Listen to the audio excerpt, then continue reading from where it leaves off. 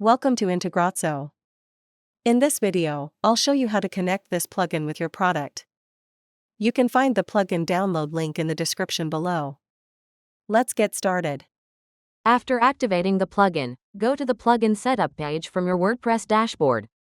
Now click on Select Plugin. A pop-up will open. Choose your plugin from the list.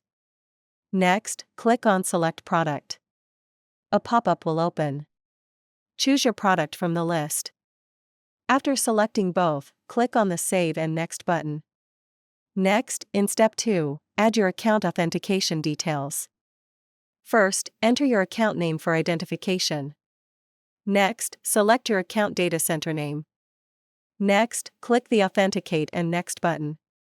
Now it will redirect you to your Zoho account. Here, review the permissions and click Accept. After that, it will redirect you back to the WordPress plugin page. Now we're in the Map field section.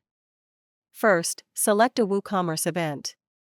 Here you can trigger from the following list, so check and choose from the list. For this, I choose the customer created event. Next, choose the module you want to connect from the list. After selecting both, click on the Save and Next button. Now the field mapping area will open. On the left side, the WooCommerce fields will appear, and on the right side, the product fields will appear. Here, simply map the fields. After completing the field mapping, click on the Save Mapping button. Now the integration is completed successfully. Next, go to the Setup page. Here, all your integrations will be listed.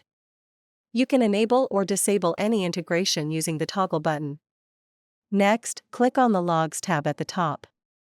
Here, all the entries are listed, including successful and failed records. If needed, you can also resync the entries from here. That's all for now. Thank you for watching. If you have any questions, feel free to comment below.